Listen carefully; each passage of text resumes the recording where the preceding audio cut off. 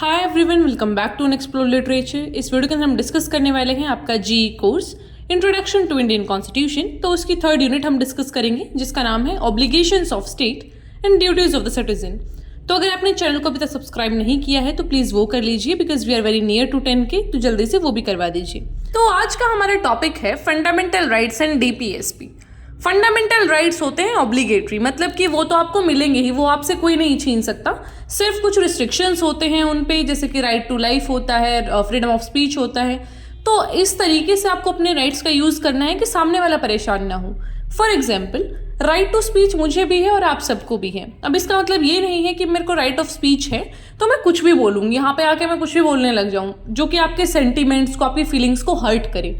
मैं ऐसा कुछ नहीं बोल सकती हूँ। हाँ, मेरे पास राइट है, मुझे अपने राइट्स का इस तरीके से इस्तेमाल करना है कि मेरा काम भी बन जाए और मैं किसी और को भी परेशान ना करूं। तो पब्लिक लॉ एंड ऑर्डर को मुझे बिल्कुल भी छेड़खानी नहीं करनी है। इन केस अगर मैंने वो किया तो मेरे फंडामेंटल राइट्स को भी रोका जा सकता है, मुझे वो एक्सरसाइज करने से भी आप प्रोहिबिट कर सकते हैं।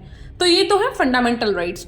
डीपीएसपी मैंने आपको लास्ट वीडियो में भी बताया था, जो यूनिट आपकी सेकेंड थी उसके अंदर, कि डीपीएसपी का मतलब होता है वो ऑब्लिगेशंस जो कि स्टेट को दी जाती है। स्टेट का मतलब यहाँ पे है गवर्नमेंट, कि भाई ये सारी चीज़ें हैं, तुम्हें अपने जो भी लॉज बनाने हैं, एक्ट्स बनाने हैं, जो भी तुम्हारे पॉलिसी प्रोग्राम्स आएंगे उन सब के अंदर ये चीज़ें झलकनी चाहिए। तो अब एक एक करके इनको डिस्कस करते हैं। तो सबसे पहला है डीपीएसपी, जिसको बोलते हैं directive principles of state policy. ये गाइडिंग प्रिंसिपल्स रहते हैं जहाँ पे हम अपनी गवर्नमेंट को, अपनी स्टेट को बताते हैं कि भाई ये सब तुम्हें करना है। मतलब कि जो कॉन्स्टिट्यूशन मेकर्स थे उन्होंने उनको कुछ इंस्ट्रक्शंस दिए थे कि यार ये चीज़ें तुम ध्यान रखना जब भी तुम कॉन्स्टिट्यूशन में आगे पॉलिसीज़ या फिर प्रोग्राम्स को इम्प्लीमेंट करोगे। तो बात करें कॉन्स्टिट्यूशन की तो इनको 4th पार्ट में रखा गया है, आर्टिकल 36 से लेके 51 तक। अब एक एक कैटेगरीज करके हम इसको डिस्क्राइब करेंगे या फिर डिफाइन करेंगे। So the first one is social and economic welfare.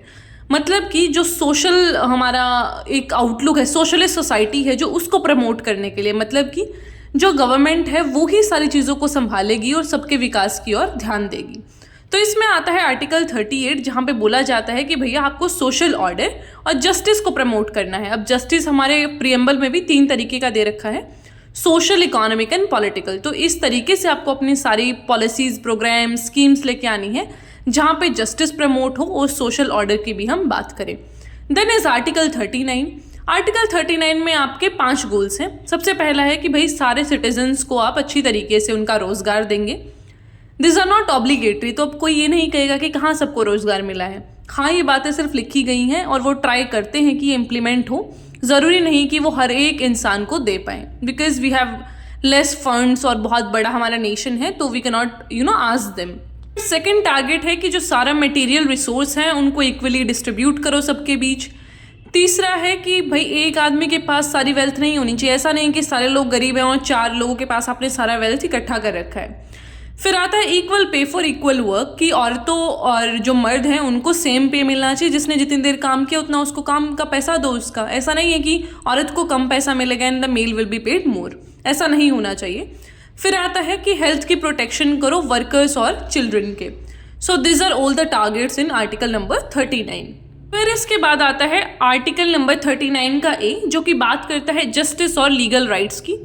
तो यहाँ पे ये बोला गया है कि आपको फ्री लीगल एड प्रोवाइड करना है उन लोगों को जो कि इकोनॉमिक तरीके से लो लेवल पे हैं या फिर वो डिसेबल हैं।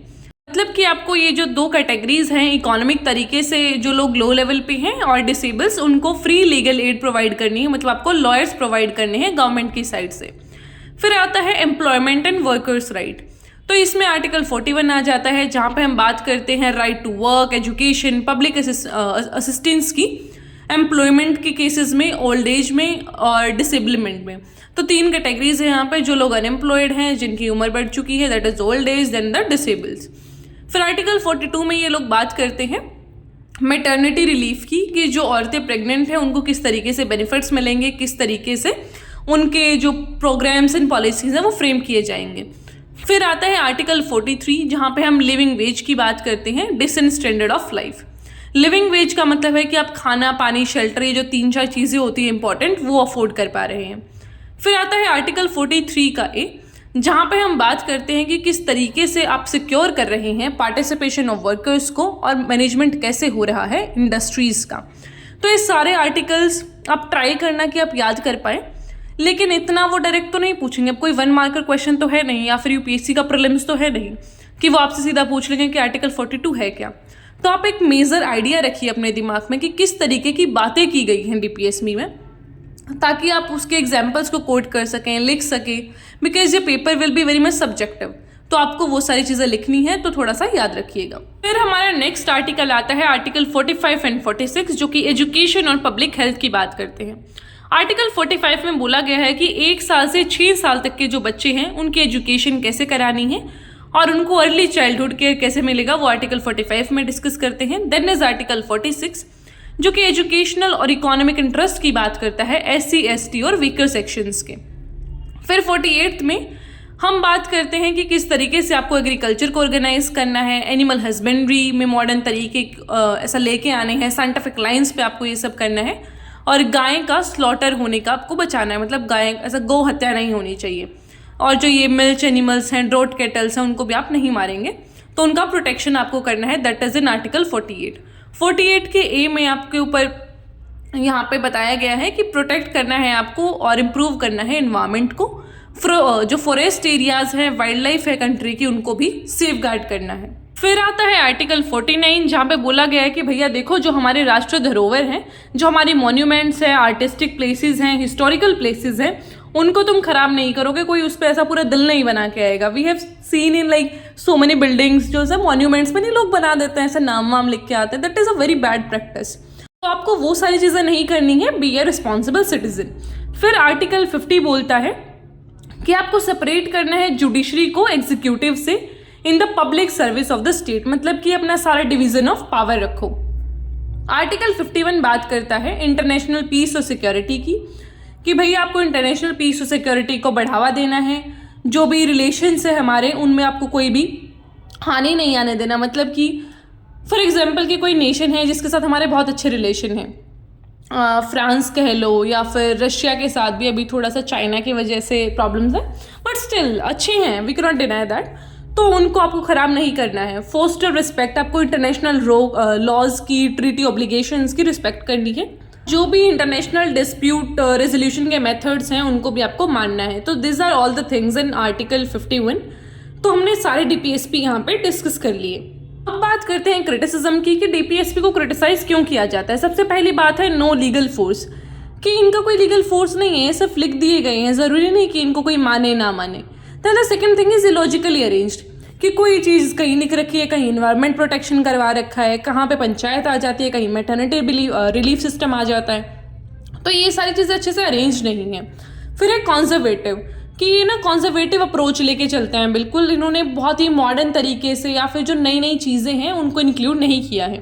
फिर है कॉन्स्टिट्यूशनल कॉन्फ्लिक्ट, कि कई जगह पे तो क्या होता है कि जो फंडामेंटल राइट्स हैं वो ही डीपीएसपी से क्लैश कर जाते हैं। तो काफ़ी सारे केसेस हैं इसमें, मिनर्वा मिल्स केस, ऐसी ऐसी जो चीज़ें आती हैं, मेनका गांधी केस, फिर एक चंपकम दोराई रंजन केस भी है।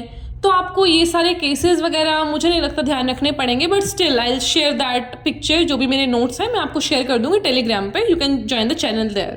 अब हमारा नेक्स्ट टॉपिक है फंडामेंटल ड्यूटीज़। जब आपको फंडामेंटल राइट्स मिले थे तो आप बड़े खुश हो गए थे कि भैया ठीक है, वी आर स्ट्रॉन्ग है, अब हमारे पास बहुत सारी पावर्स हैं। लेकिन जब आपको बोला जाता है कि फंडामेंटल ड्यूटीज़ करो, तब आप वो करते नहीं हैं। You are not a responsible citizen in that case. तो हमें इसका इक्वल बैलेंस करना चाहिए। जब आपको फंडामेंटल राइट्स मिले हैं तो कुछ तो आपकी ड्यूटीज़ भी बनती हैं। तो आपको being a responsible student also and being a responsible citizen also, you have to follow those duties. तो जो ये फंडामेंटल ड्यूटीज़ हैं वो स्टार्टिंग से हमारे कॉन्स्टिट्यूशन में नहीं थी, इनको बाद में ऐड किया गया है 42nd कॉन्स्टिट्यूशन अमेंडमेंट एक्ट से 1976 में। तो पार्ट 4th ए में ये हैं अभी प्रेजेंटली। और स्टार्टिंग में जब ऐड की गई थी तो 10 ड्यूटीज़ थी, लेकिन अभी एक और ड्यूटी ऐड कर दी गई है। तो अभी एट प्रेजेंट हमारी 11 फंडामेंटल ड्यूटीज़ हैं। तो एक बार हम सारी जो ड्यूटीज़ हैं उनको पढ़ लेते हैं, ऐसा कुछ बताने वाला है नहीं इसमें। To abide by constitution and respect its ideal and institution, कि आप अपने कॉन्स्टिट्यूशन की रिस्पेक्ट करोगे और उसके इंस्टीट्यूशन की भी रिस्पेक्ट करेंगे। फिर है to cherish and follow the noble ideals of freedom struggle, कि जो भी आइडियाज़ थे हमारे फ्रीडम स्ट्रगल के, जो भी लोग थे इसमें जुड़े हुए, आप उनकी इज्जत करेंगे।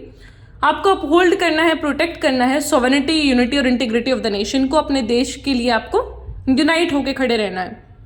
फोर्थ है to defend the country and render national service, कि जब भी मौका मिला आपको अपने देश के लिए नेशनल सर्विस करना है।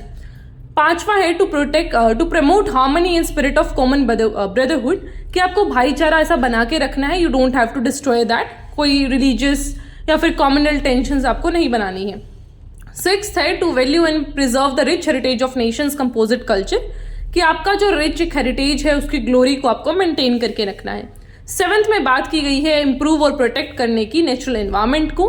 एट्थ में हम बात करते हैं scientific temper, humanism and spirit of inquiry and reform को, कि साइंटिफिक टेम्पर हमको डेवलप करना है।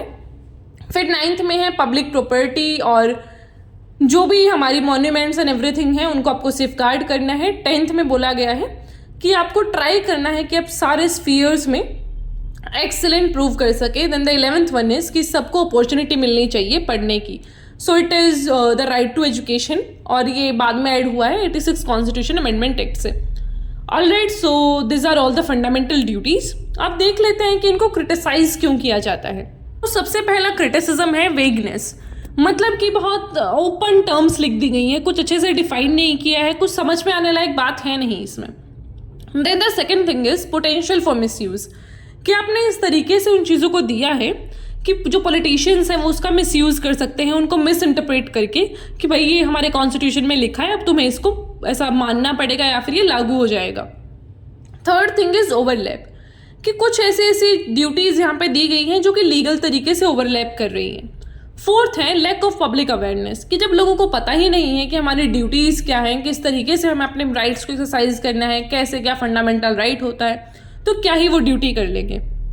फिर है इम्पोजिशन ऑफ आइडियोलॉजिकल व्यूज़, कि ऐसा लगता है कि अपनी आइडियोलॉजी थोपी जा रही है थ्रू दिस फंडामेंटल ड्यूटीज़, तो वो भी गलत है। सिक्स्थ इज नॉन जस्टिसेबल, कि ये जस्टिसेबल नहीं है। अगर आप अपनी फंडामेंटल ड्यूटीज़ नहीं करते हैं तो ऐसा नहीं कि आपको जेल में पकड़ के डाल दिया जाएगा, आपको मारा पीटा जाएगा, कोई पनिशमेंट नहीं है। करना है करो, नहीं करना है तो मत करो। लेकिन हाँ, कुछ राइट्स के थ्रू, एक्ट्स के थ्रू ये सारी चीज़ें लगाई गई हैं कि भाई अगर आपने नेशनल एंथम का, नेशनल सॉन्ग का, नेशनल फ्लैग का डिसरिस्पेक्ट किया तो फिर पनिशमेंट मिलेगा। So this was all about this unit. ये यूनिट यहीं पे खत्म होता है। अगर कोई भी आपको डाउट, क्वेरी जो भी है तो you can ask me on Telegram या फिर in the comment section. Alright, so I will meet you in the next video. Till then take care, stay happy, stay healthy.